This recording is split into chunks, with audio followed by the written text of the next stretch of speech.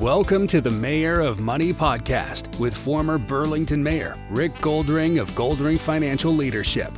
In this podcast, we provide successful business owners, including doctors and dentists, with insights to minimize tax and risk while maximizing retirement income and future legacy.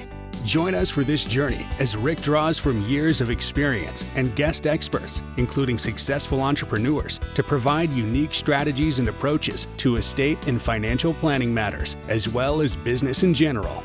Now, on to the show. So I want to welcome today to the Mayor of Money podcast, Jeff Paikin. And Jeff is the president of New Horizon Homes, a home developer in the Burlington, Hamilton area, has been doing that for many decades, along with being recognized in 2013 as the Citizen of the Year in Hamilton for the tremendous work that he and his team has done with regard to the redevelopment in downtown Hamilton, along with being involved in many different philanthropic activities. So Jeff, thank you very much for joining me on the Mayor of Money podcast today. I look forward to having a bit of a conversation. I've known you for a number of years now. You're a very successful guy, but you're very successful in my view as a person. You're a straight shooter. You're very candid, very upfront, and you're somebody to be admired in my book. But thank you for being on the Mayor of Money. It's a pleasure, Rick. It's always nice to talk to you, even if it's formally under these circumstances. So it's all good. So you went down the entrepreneurial path, and reading some of your background, you started fixing up homes and selling them a whole bunch of years ago. But when did you know that you were going to go down the entrepreneurial path, that you weren't going to be an employee, you're going to carve your own path? So strangely enough, back when the Globe and Mail was home delivered, you had to get up and be ready to deliver between 6 and 7 in the morning. That was my first real job, and my friend and neighbor had the route, and he had enough of it. And he asked me if I would like to try it. And I did it for a year as about a 12 or 13-year-old. And I remember the feeling of incentive that if I finished it 10 minutes sooner, it didn't mean I had to make less money. And so the thought that if I was more efficient, if I cut through hedges and get yelled at by some of the homeowners, as happened. In fact, my best buddy's dad tore a strip off me when I cut through his hedges one day. I had the sense that I wanted to be in control of my compensation, and that I didn't want to just be counting hours in order to make my living. And it was really as an 11 or 12-year-old. Wow, that's interesting. I came from a family that, was supported by a family business. So I understood that the reason all my friends had breakfast with their dad and I didn't is because he had to get in early, and, he was in charge, and he had to make sure that not only his job got done, but everybody's jobs got done, and learn from that process too. So you graduated from high school. You went to Mount Allison University. And then what did you do when you graduated from Mount A? So that family business was in the reinforcing steel supply and install throughout the Golden Horseshoe. And I had always wanted to work with my father and ultimately take that business over. That was my intended goal. He had a partner and they got along famously. And so I graduated, went to work for him. And my job was to call on private developers. They got a lot of work from the general contractors where bids would go out and they would ask us to bid their portion of the entire building. And big buildings, First Canadian Place, the Allstate Center in Markham, the then Skydome, now Rogers Center. They did some very impressive projects. So they didn't really need my help or anybody's help on that side, but they didn't get their fair share of the private developer work. So they sent me out to call on people who are just like me now and see if we could get some share of that market. And that intrigued me. And that whole process of what they did to make their living intrigued me. We contributed to the building, but it just seemed so much more dynamic to start to finish, envision it, et cetera, et cetera. So but I did start selling reinforcing steel on the road, calling on the big boys in Toronto, London, St. Catharines, Hamilton, and one in Burlington. I sold the steel to Frank Zupet across from, the Pinedale condos, and also the ones across from Joe Brandt Hospital way back when. I still smile when I drive by thinking, probably should have bought a unit when I sold them the steel. I think they were about $129,000 for a new condo that was about 1,200 square feet back then. So would have been good math. Yeah, just add a zero to that now. Exactly, if Yeah. you're lucky. If you're lucky, exactly. So you were out of school for a while. You're working with your dad's company. You're selling reinforced steel. When did you make the move to leave the family business and to go out on your own? So that entrepreneurial thing kicked in. My father's partner owned all or part of 6 steel companies. His name was Bernard Ennis, and he was a phenomenal man and a great mentor for me and for my father.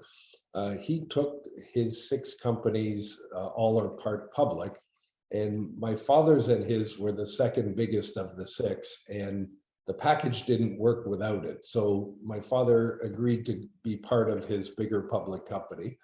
And I worked there for a little while, and the thought of, instead of taking over our family company and running it and living and dying by my own volition, the thought of reporting to a board of directors and being in a more public company environment just didn't appeal to me. So I asked my father if he would consider backing me to start a home building business, because as I mentioned, I was quite intrigued by that business when I was calling on them. And I had a few friends and neighbors actually that were in that business, and it seemed like a nice place to be. So the rest, as they say, is history. But I was 25 or 6 years old at the time. So it was, I won't say now, maybe 24 or 5. Not that I had nothing to lose, but I had something to fall back on if I failed. And that probably helped. So what was the first project of any substance? We went to a client of my dad's who had been the cover boy for his company brochure, a man by the name of Tony DiSilvestro. And he was a home builder, and we asked him about that business. And just by chance, he was involved in the Wellington Chase community, which is Upper Wellington and Stone Church in Hamilton. And they were about to put roads in. And he had a right to buy some of the lots, but hadn't been building homes for quite a while. So I think it appealed to him to have us partner up on his lots with him. We started a company called Covington Homes, and I really didn't know much about anything in the business. So learned at his side, learned from other builders in that community, many of whom are still good friends to this day. And the first one, you never forget your first one, Rick. The first one was 47 homes in Wellington Chase. We built a few model homes, and I actually lived in one of them as my own home, and worked on the site from 7 in the morning till 1 in the afternoon. Came home, showered and changed, sat in my model home, which was my house, and sold all the houses in the afternoon, because I knew how to sell things. I just didn't know how to build them. So I was on site learning from the people who build the houses. So when you dove into this particular project, recognizing that didn't have any experience, you had some background in business and certainly picked up a lot from your dad. Were you intimidated? Were you scared? Did you wonder what you got yourself into on occasion? Certainly it was a new environment, and people that are in the construction industry generally, they could be intimidating, and you had to be comfortable in your own shoes. Luckily, Wellington Chase was 6 builders, and there was a cooperative advertising in place where all 6 put into a pool, and we advertised the community. So I learned a lot in just sitting and listening in those meetings with the 6 builders. Marketing was my background, so I felt like I could contribute from that perspective. But it's a little, especially being by far the youngest guy in the room, it's a little bit intimidating. But you learn very quickly when it's your show that you better stick up for your own rights, and you better be willing to put in the extra hours to make up for your shortcomings and learn. Otherwise, you're not going to feed yourself in that case, and eventually feed your family. So it all comes full circle that you have to be willing to do the extra work when you're an entrepreneur, whatever it takes. That was always the motto, whatever it takes. So you started your business in the late 1980s, early 1990s. That was the time that you were starting things. Correct.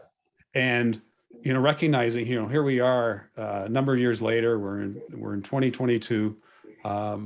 What's the biggest change in the environment that you were in when you started out compared to the environment that you're in today? Well, first of all, it's housing style. Back then, we would scramble to find parcels of land that were being developed by others and buy building lots from them. That's a very difficult thing to do today. Most builders have vertically integrated into the land development business to control the supply, that you can't be reliant on other developers providing the supply you need for your business. The other difference, another main difference is the type of product. I mean, I started as a 42.5-foot lot wide single family home builder, and we haven't built in a subdivision or a community single family homes for 10 to 12 years. It's just a whole different style of housing.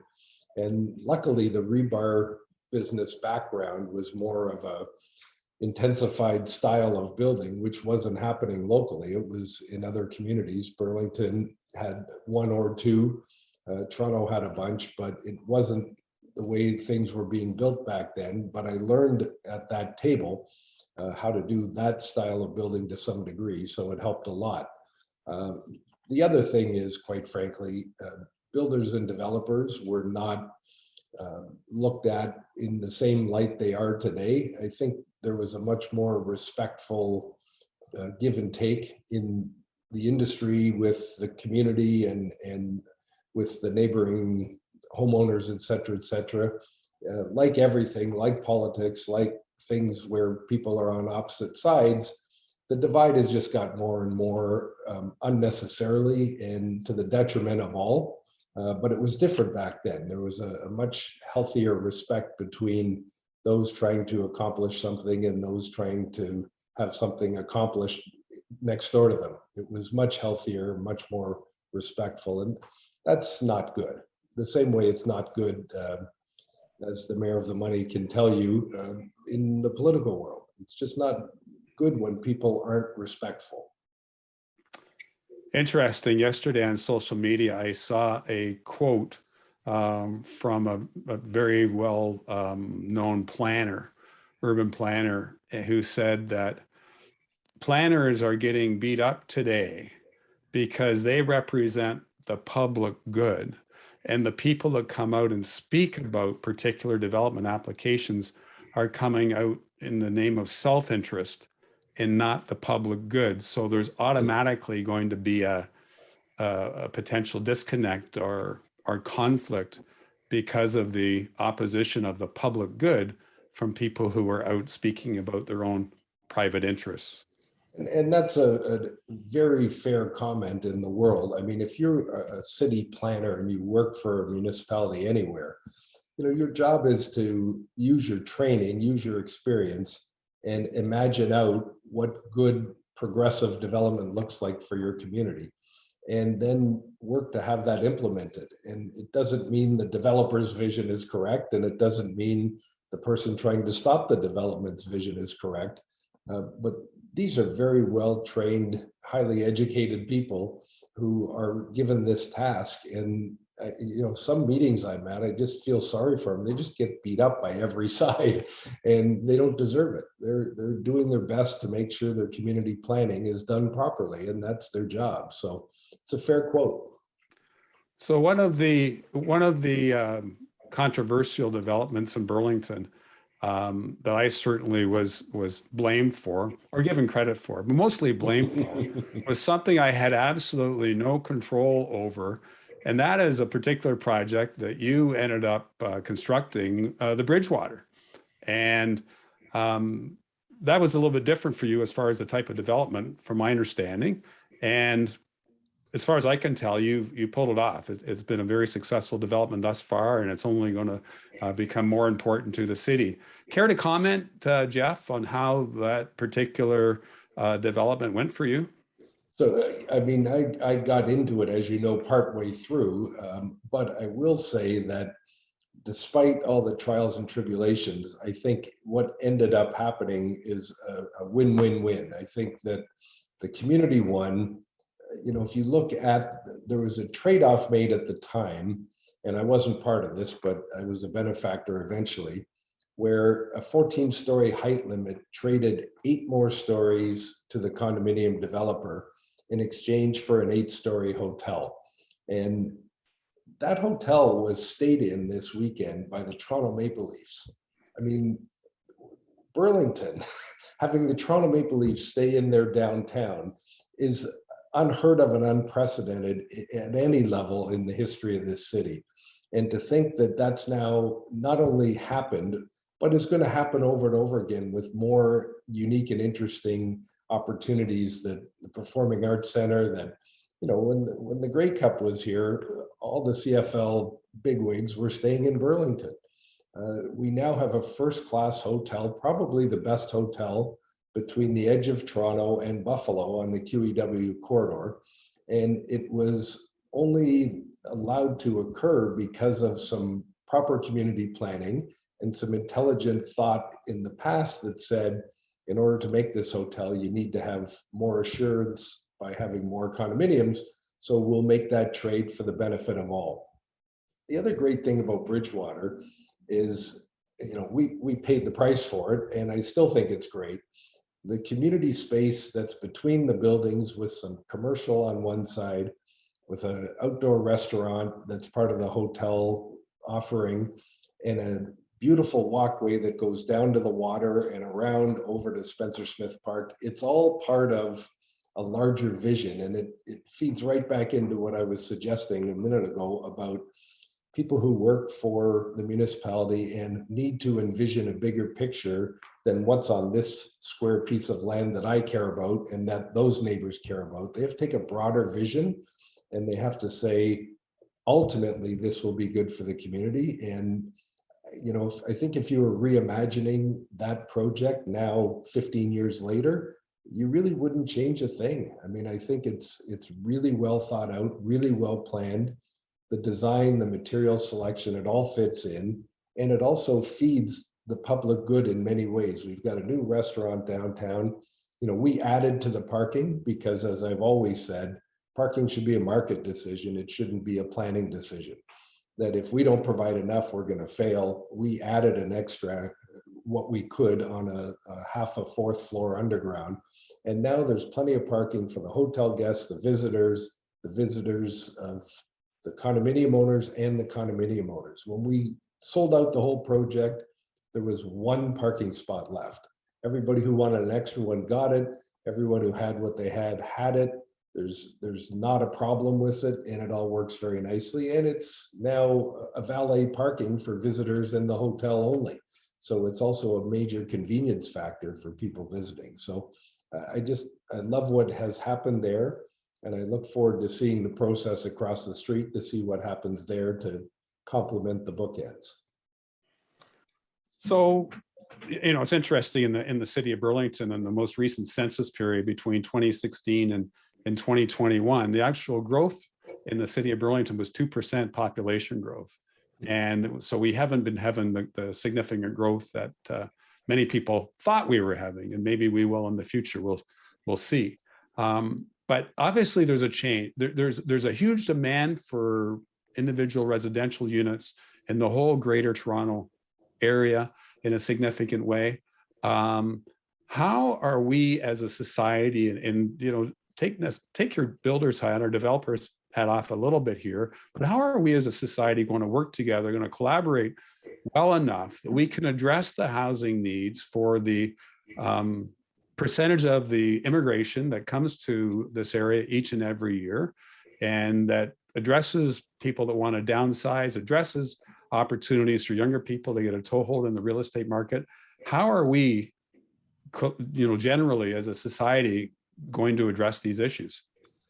It's a huge challenge. I mean, if you consider the stat I heard today is there are 50,000 people in India alone with a net worth of a minimum of $10 million Canadian who want to move to Canada. And so that's one small segment in one small country. Canada is, I mean, we're preaching to the converted, but it's got to be the best place to live on earth by a lot, for just so many reasons. Proximity to other great places to be but not live is one of them, and land and fresh air and fresh water and resources and all of those things are another. So we're an appealing target for people who want, oh, and safety, of course, that we're inclusive, that we don't have gunfighting in the streets or in the community at large, and we're a good target for people to want to land. And when you envision the Canadian dream, you're not envisioning moving to a new country onto the 5th floor of a condominium building with your 3 kids. It's just not what the Canadian dream is. And that doesn't mean that we have to plow over every field near a municipality, but it does mean that we have to have a reasonable number of housing choices for both. Look at you and I both raised all our children in Burlington. And we know if we had to buy a house tomorrow for our child, what an incredible struggle that would be. So you also, you talk about the immigration and that appeal, but you also want people to grow up in a community in which they can buy their own for their own family and continue that community feeling that they have and want to hang on to through their life. And it's a big challenge to have that answer in Burlington and now in Hamilton without an urban boundary expansion. So in this whole area, I think the answer is, if the decision is going to be a local political one, that if it goes the wrong way is going to cost somebody their job, chances are it's going to be more top-down mandated from the province to ensure there's a variety of housing choice in the marketplace. And if you want to point to say people should be able to plan their own communities from within their community, it doesn't work, unfortunately. And the reason it doesn't work is because somebody had to do it before them to make it large enough to house them. And that's the continuum that has to be considered. You just can't say, our city shouldn't grow because we've decided it shouldn't grow. It's not a good enough answer in the realm of the greater good. So unfortunately, I think it's going to be a lot more of the OLT, formerly LPAT, formerly OMB, making decisions when the local level can't make a reasonable compromise with people who are trying to provide housing. And that's unfortunate, but that's the reality. And Bridgewater is a perfect example of a reasonable compromise. You give a little, you take a little. Nobody goes to war. You simply make that decision that you're going to make it work to get along, and everybody has to be a little unhappy and a little happy, and then you've got the right answer. I mean, to deal with all the big issues we have in society today, we've all got to take a little water in our wine to make it all work. We've all got to give a little bit, as you say. And if we're going to be intransigent in our positions, it's going to be very difficult to address the housing issue, to address climate change, to address many other of the big societal issues that we have to deal with. It has to be a collaboration, as you say. And I've always felt that when a municipality makes a decision, and they make a decision so that it forces the developer to go to the Ontario Land Tribunal to appeal the decision, and for the Land Tribunal to make the decision, the city is losing because the city has completely lost control. And by negotiating in the process, you're right, people give a little and you take a little, and you have that back and forth where you can actually have a made in your community type of decision, as opposed to letting it go to somebody who is not involved in the community. Very well put. Yeah. So I want to go to talk. Let's talk about your business. Now, you've had a partner for many, many years, for probably decades. I admire you for being able to do that. Lots of people go into business. You look at the McCain brothers. You look at all sorts of examples. You look at Rogers, my goodness, what a mess that is. But you've had the same partner in your business for many, many years. And obviously you don't agree on everything at times, but how have the two of you been able to navigate that relationship through the decision-making process? So the first thing you have to know about my partner, Joe Giacomo Donato, and I, we were both small builders in this community, and somebody introduced us for a specific project, and we just hit it off perfectly for a number of reasons. I think the first and foremost is we both had an incredibly healthy respect for each other's skill set, and the overlap of our skill sets was very, very minimal. The things that I wasn't good at and didn't like doing, but did because I had to, he loved doing and was very good at them. And I think you could say the exact opposite for what I was providing to the team. And, you know, you have to have an unwavering, healthy respect for each other. And we do have that. And it's, you know, in 25 years, I think we may have had a half an argument. It's just crazy how we both know that we have a really good thing going, and we both know that, you know, they always say partners only fight when there's two problems. There's no money or there's too much money. And I think we both know that we're lucky to have each other, and 1 + 1 = 3 in our case. And we just treat it with the reverence and respect that we should, so that we don't blow up a good thing. And, you know, here we are 25 years later and counting. And if anything, it gets better. It's not getting more strained. We now have a member each of our next generation working with us, and they're working well together. And they were read the Riot Act. You know, the Riot Act says your parents never got in a fight once in their entire life.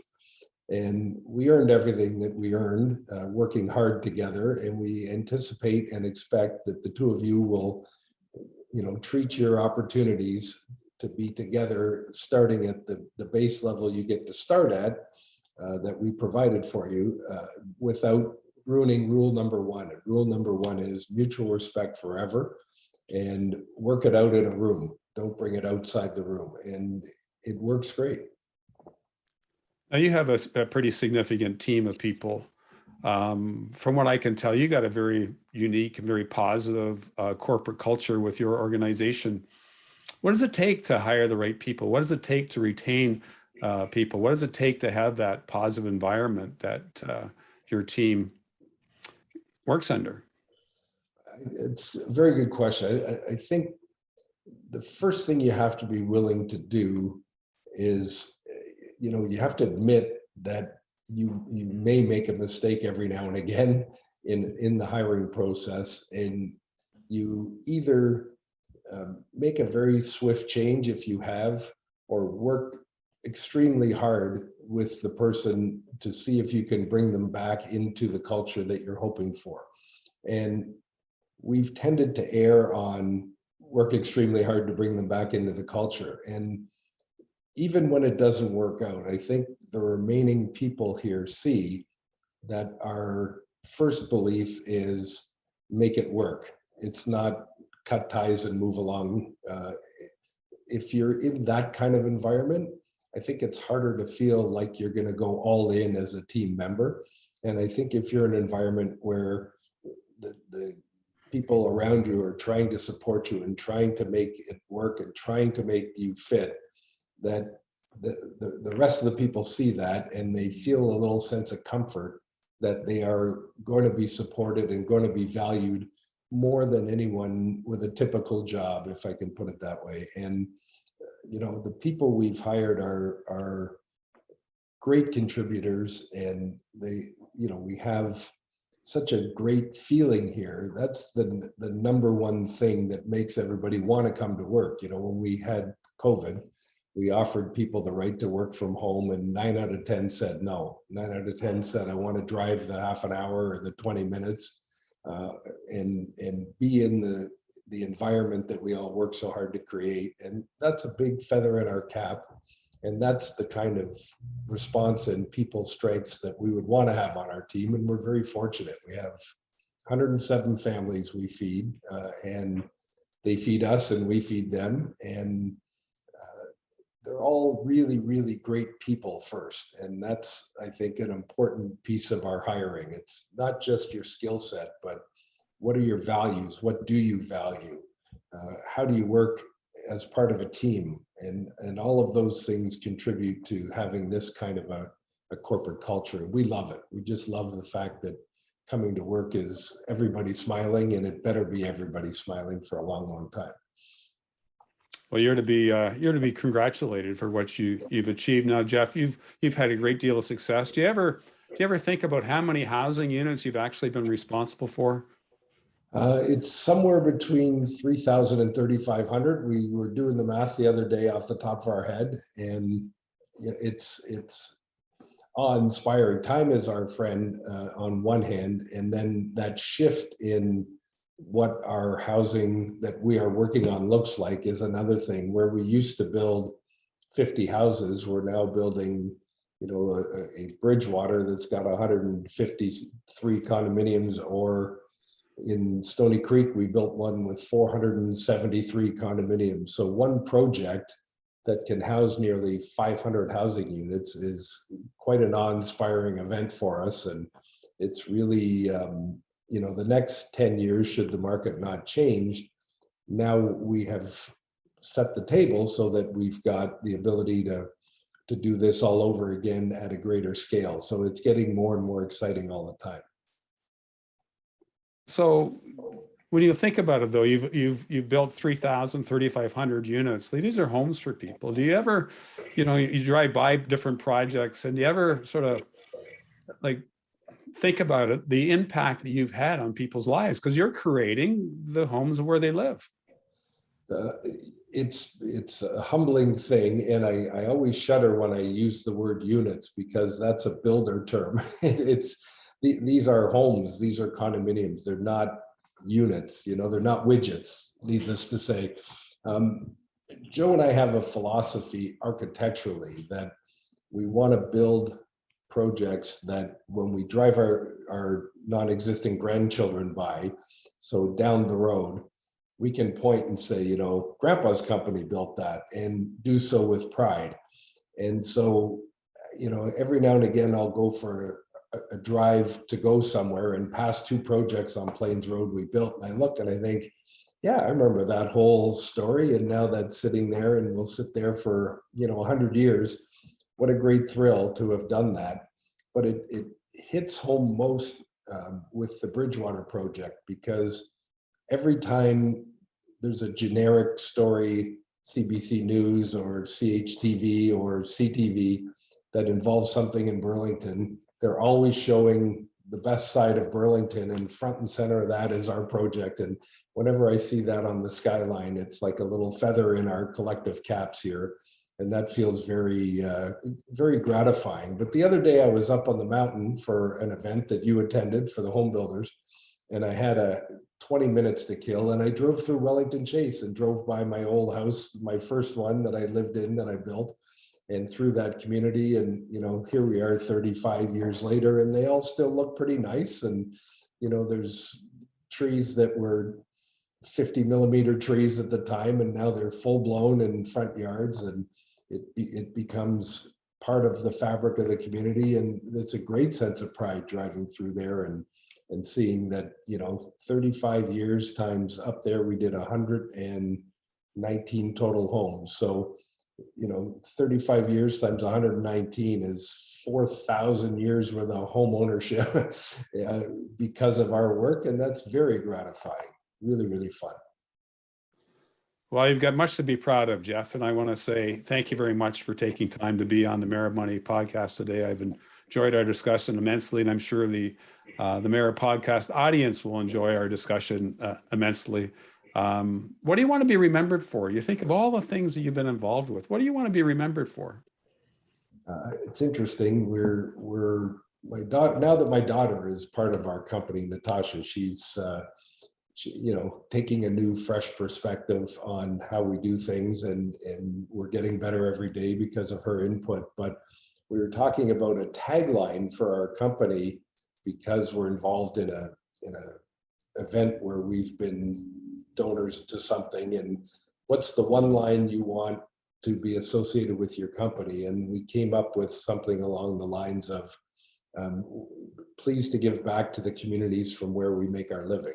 And I think it's not the fact that we've built all these things, that's part of it, but that we looked at the bigger picture while we did it, and we're part of many of the exciting projects in both Hamilton and Burlington, that we didn't just take from the community, that we contributed to it as well.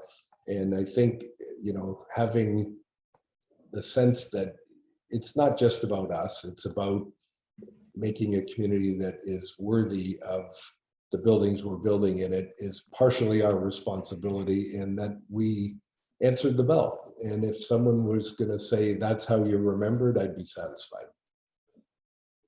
Well, on that note, I'm going to say thank you very much again, Jeff. And I want to say thank you to everyone for tuning in to the Mayor Money podcast. If you have any ideas of any additional speakers you want me to interview, by all means, please let me know. But Jeff, sincere thanks for taking time. You provided us with a lot of insight and wisdom today, and I wish you continued success with New Horizon Homes and your life in general. Thank you. Appreciate it, Rick. Thanks so much. Thank you for listening to the Mayor of Money podcast. Click the subscribe button below to be notified when new episodes become available. If you'd like to have a one-on-one discussion with Rick or have an idea for a particular guest or topic, contact him at rick@rickgoldring.com. See you next time on the Mayor of Money podcast.